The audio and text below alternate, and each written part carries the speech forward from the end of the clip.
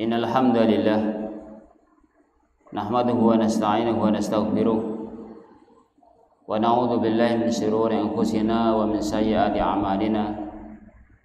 May yahdihillahu fala mudilla lahu wa may yudlil fala hadiya lahu.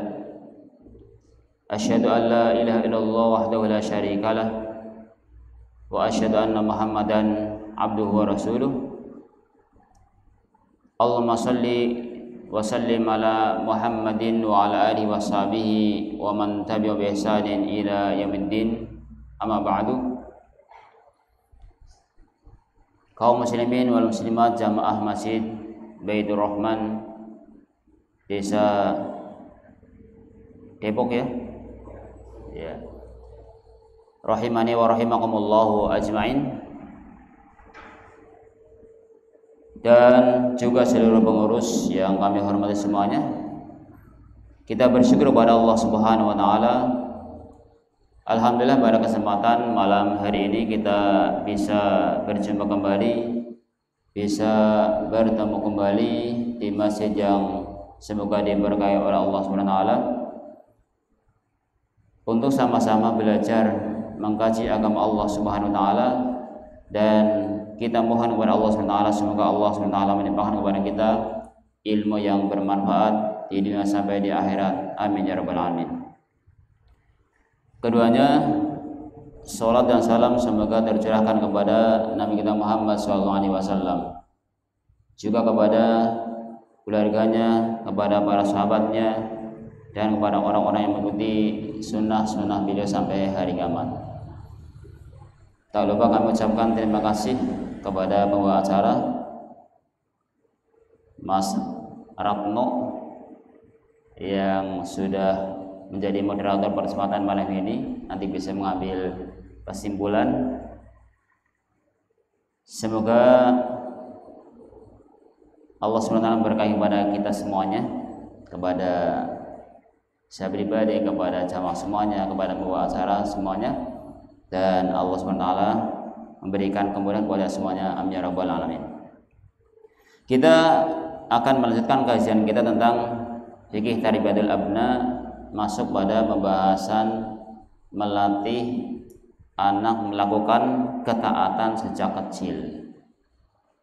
Termasuk kewajiban orang tua adalah untuk melatih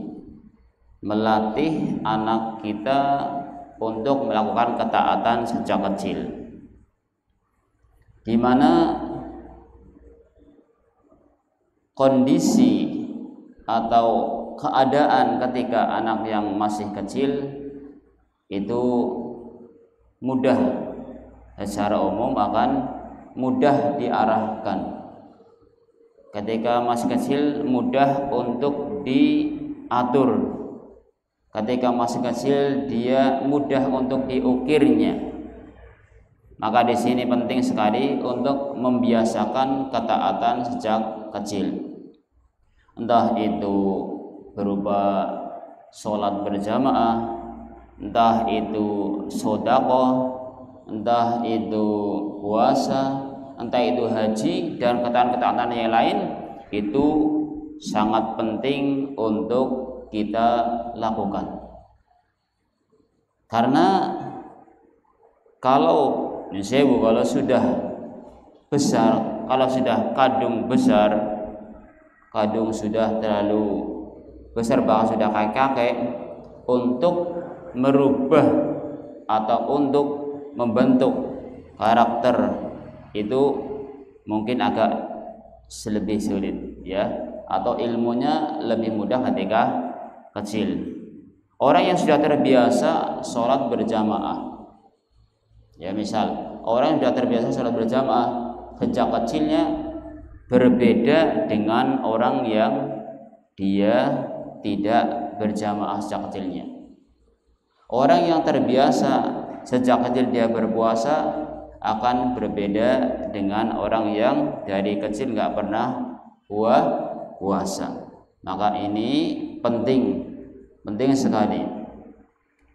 Hal ini kenapa kita disuruh melatih anak-anak kita ketaatan sejak kecil? Pertama, karena Allah Subhanahu wa taala memerintahkan kepada kita untuk menjaga diri kita dan juga keluarga kita dari api neraka.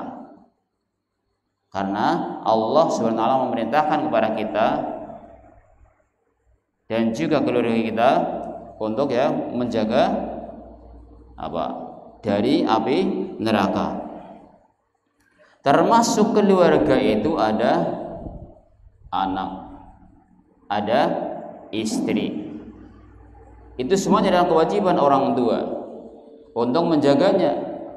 Nah, anak ini ya harus kita jaga. Tentu kita biasakan sejak kecil, karena sebagaimana dulu yang kami sampaikan penjelasan daripada Ali bin Abi Thalib radhiyallahu anhu tentang ku anfusahum adalah alimuhum wa adibuhum, ajarkan mereka dan berilah pelajaran, ajarkan tentang etika, adab, dikasih tarbiyah pendidikan, kemudian etika. Ini bagian daripada menjaga keluarga kita. Jadi makanya kalau dijaga sejak kecil, dan itu merupakan kewajiban kita sejak kecil, kecil kita jaga, ini melaksanakan perintah Allah SWT di dalam surat At-Tahrim yang sudah sering kita sampaikan. Surat At-Tahrim ayat yang ke-6. Ya ayyuhalladzina amanu qu anfusakum wa ahlikum nara wa quduhan nas wal hijarah. Wahai orang-orang yang beriman, jagalah diri kalian dari api neraka dan juga keluarga kalian yang bahan bakarnya adalah manusia dan bebatuan. Ini jadi termasuk di dalamnya adalah ada anak. Nah, kita jaga sejak kecil ini. Kalau nanti sejak kecil sudah terbiasa ketaatan, maka besarnya akan mudah biidznillah. Maka terus mohon kepada Allah SWT.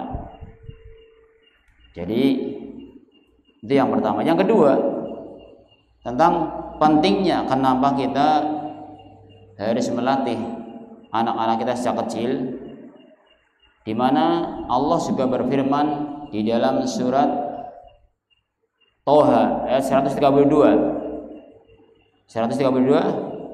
wa'mur ahlaka bis-shalah wastabir 'alaiha. Wa'mur ahlaka bis-shalah, dan perintahkanlah keluarga kalian untuk sholat. Berarti keluarga termasuk di dalamnya siapa? Anak-anak kan? Ada istri, termasuk di dalamnya ada anak. Wa'mur ahlaka bis-sholati, untuk mendirikan sholat. Wastabir 'alaiha, dan sabar. Ya, ketika memerintahkan anak mungkin belum pandang sana, sudah waktunya adzan, sudah waktunya sholat, tadi sudah adzan, ya masih bilang ya tapi masih duduk, atau ternyata masih duduk. Kemudian kita wudu, belum juga, ayo sudah waktunya sholat, ya bentar lagi, misal bentar lagi. Orang tua harus lapang dada, sabar. Ayo sudah, itu udah bentar lagi. Nah, ketika orang tua sabar, ya, insya Allah binillah akan membuahkan yang baik. Wastabir 'alaiha, perlu kesabaran ketika memerintahkan anak untuk sholat. Kata Allah, la nas'aluka rizqa, nahnu narzuquk. Kami tidak minta kepada engkau rizki. Jadi Allah tidak minta rizki kepada Anda, tapi Allah yang memberikan rizki kepada panjenengan. Jadi yang memberikan rizki adalah Allah Subhanahu wa taala. Allah tidak minta rizki kepada Anda. Nahnu narzuquk wal aqibatu lit taqwa. kemudian akibat baik dari untuk orang-orang yang bertakwa. Nah, di sini Allah mengajak kepada kita untuk memerintahkan keluarga kita untuk mendirikan sholat. Nah, di sini termasuk anak kita yang masih umur 7 tahun atau umur 8 tahun atau umur berapa, itu bagian daripada keluarga kita. Maka kita ajak ke masjid, kita ajak ke mushola untuk mendirikan sholat, kita latih untuk infak, kita latih untuk sedekah dan yang lainnya. Itu bagian daripada bagaimana biar terbiasa. Jadi kan ada istilah orang bisa karena apa? Terbiasa. Orang bisa karena terbiasa. Pak Ratno biasa nyampaikan di depan umum, nanti akan bisa dan mantap, tambah bagus lagi. Gitu. Karena biasa akhirnya jadi bisa. Maka terus berlatih. Kapan? Sejak kecil dilatih. Makanya seperti kayak Ustadz Ariful, doktor ya di Madinah, beliau digembleng beliau menceritakan digembleng sejak kecil oleh orang tuanya untuk latihan pidato, untuk latihan menyampaikan, latihan ceramah. Maka ketika beliau ikut lomba dapat juara, lomba ini ikut juara, beliau menceritakan sendiri, itu menunjukkan bahwa bagaimana orang tua sudah melatih sejak kecilnya, maka buahnya di kemudian hari. Maka teman-teman semuanya, jamaah semuanya, rahimani wa rahmatullahi ajma'in, mari kita latih anak-anak kita untuk melakukan ketaatan. Ya, termasuk tadi latihan pidato, latihan bahasa Arab sejak kecil. Itu juga akan berpengaruh pada diri anak bi'inillah. Ya, sejak kecil diajari bahasa Arab, kitabun, hubun, maktabun, babun dan yang lainnya. Akan terus ta'al misal kesini, ya artinya kesini, syukron dengan bahasa Arab misal. Sejak kecil sudah biasa, telingannya mendengar, akan terbiasa. Walhasil kita berusaha bagaimana melatih anak-anak kita sejak kecil untuk melakukan ketaatan tadi, karena Allah memerintahkan. Yang ketiga di antaranya adalah karena Nabi Muhammad SAW memerintahkan kepada kita, yaitu untuk melatih sholat sejak kecil. Nabi SAW memerintahkan kepada kita untuk melatih sholat sejak kecil. Berarti melatih ibadah yang lainnya. Rasulullah SAW bersabda, muru as-sibyana bis-sholah li sab'i sinin. Perintahkan anak-anak kalian untuk sholat ketika umur 7 tahun. Dalam lafaz lain dikatakan, muru auladakum bis-sholah wa hum abna'u sab'in wadribuhum 'alaiha fi 'ashrin. Kemudian pukul ketika umur 10 tahun. Tentunya yang tidak membahayakan pukulannya. Jangan langsung geleleng anaknya, jangan, tapi pukulan yang tidak membawa bekas. Wa farriqu bainahum fil madaji, dan pisahkan ranjang-ranjang mereka. Ketika sudah besar, kita berusaha dipisah tempat tidurnya, dan kita berusaha terus mengarah ke situ untuk melatih anak-anak biar pisah tidurnya. Itu bagian daripada perintah Nabi Muhammad SAW. Nah, di sini Nabi SAW memerintahkan anak-anak kita dilatih sejak kecil, ya, untuk melakukan atau mendirikan sholat, ya. Berarti juga diperintahkan untuk yang lainnya, yang lainnya. Ini yang ketiga.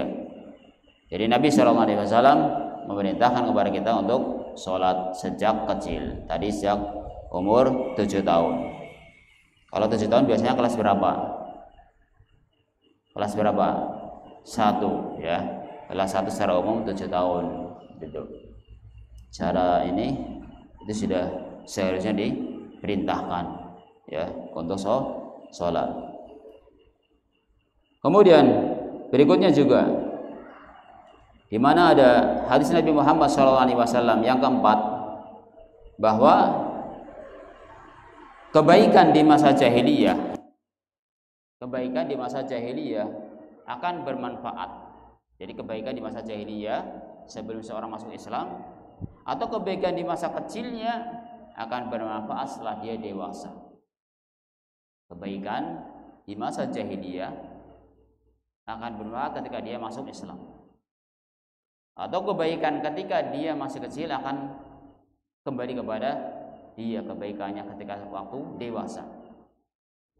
Nabi Muhammad SAW pernah menyampaikan, annahu qala li Rasulillah SAW, ya, annahu qala li Rasulillah SAW,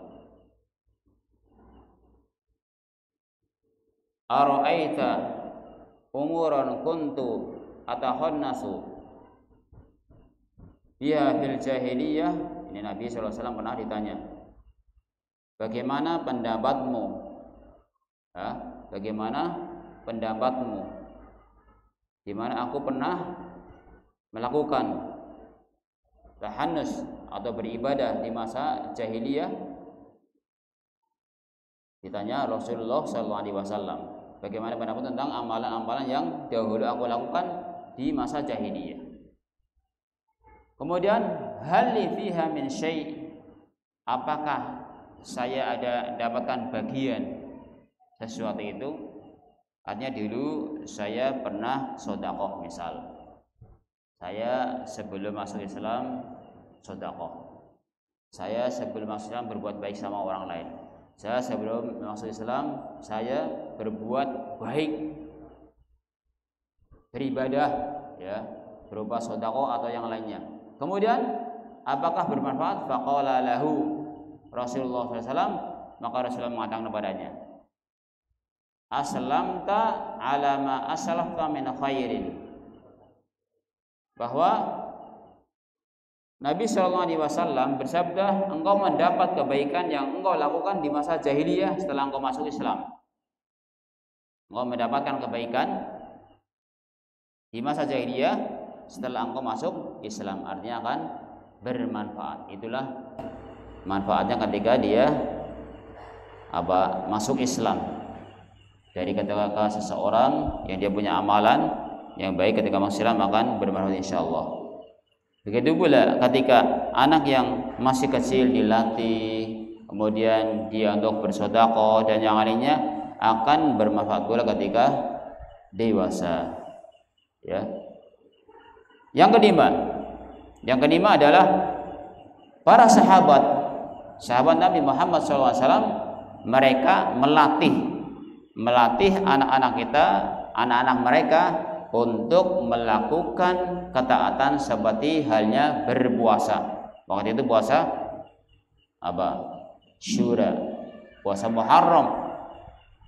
Mereka dilatih untuk melakukan berpuasa, di mana ketika mereka atau anak-anaknya ingin makan atau ingin minum, sahabat ini memberikan selimuran bagaimana biar anaknya nggak ingat makan, disuruh mainan, ya, seperti main wall dan sejenisnya. Ini semuanya menunjukkan bahwasanya pentingnya mendidik, mengarahkan, melatih, melakukan ketaatan sejak kecil. Itu sejak kecil dilakukan. Dan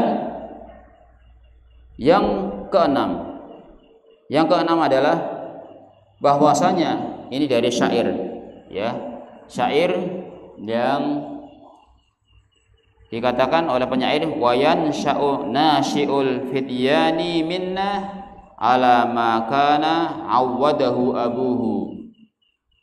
wa yansha'ul nasyi'ul fityani minna, dan akan tumbuh pemuda-pemuda di antara kita itu ala ma kana awwaduhu abuhu, yaitu ya sebagaimana yang dibiasakan oleh orang tuanya. Ini jadi apa yang dibiasakan oleh orang tuanya ketika kecil nanti akan menjadi kebiasaan biidznillah oleh anaknya. Maka ini pentingnya, ini kewajiban kita, kewajiban saya pribadi dan kewajiban ayah semuanya, bapak ibu semuanya, untuk membiasakan kepada anak-anak kita kebiasaan yang baik. Ini saya tulis sebelum live ini, itu syair itu di Facebooknya, ya. Wa yansha'u nasyi'ul fityani minna ala ma kana awwadahu abuhu, dan seorang pemuda itu tumbuh ya, nanti akan jadi dewasa sebagaimana dibiasakan oleh orang tuanya ya. Jadi yang sewu, kalau orang tua yang membiasakan anaknya membaca Al-Quran ketika kecil, menghafal Al-Quran ketika kecil, insyaallah biidznillah besarnya juga nggak keberatan, akan terbiasa dengan Al-Quran, akan akrab dengan Al-Quran. Orang tua yang membiasakan anaknya diajak ke masjid, waktunya sholat dia ndang-ndang ke masjid, adzan segera ke masjid, dibiasakan sejak kecil, maka ketika besar dia pun akan teringat yang terbenang, ya terbesit di dalam benaknya apa yang dibiasakan oleh orang tuanya. Orang tua yang membiasakan anaknya untuk bersedekah ketika kecilnya, maka ketika besar dia akan menjadi orang-orang yang terbiasa sedekah biidznillah. Itu apa yang dibiasakan. Nah, tergantung kebiasaannya. Ya. Apa aja lah. Kalau kita perhatikan, yang sewu saya misal ya enggak ini, saya bicara kebiasaan. Orang tua yang membiasakan, contoh aja, bukan berarti nggak boleh mancing misalnya, mancing ya. Orang tua membiasakan mancing misal sama anaknya, nanti besarnya ya suka mancing. Jadi kebiasaan apa yang dibawa oleh orang tua akan tercetak dalam benak dia. Orang tua yang membiasakan untuk pergi-pergi, nanti ya anaknya paling enggak kurang lebih sama gitu, dan seterusnya. Nah, di sini pentingnya kita itu membiasakan yang baik, melakukan ketaatan sejak kecil. Itulah ini pentingnya seseorang itu melakukan ketaatan sejak kecil. Yang pertama tadi karena Allah SWT memerintahkan kepada kita untuk menjaga diri kita dan keluarga kita dari api neraka. Termasuk keluarga adalah anak kita sendiri yang masih kecil. Kemudian juga Allah SWT memerintahkan kepada kita dalam surat Toha tadi untuk mendirikan sholat, memerintahkan keluarganya untuk sholat. Termasuk keluarga kita adalah ada anak kita sendiri yang masih kecil juga kita arahkan. Dan juga Nabi Muhammad SAW memerintahkan kepada kita untuk apa? Memerintahkan anak kita untuk sholat. Ketika umur berapa? 7 tahun tadi kan? 7 tahun. Kemudian kalau nggak mau baru dipukul.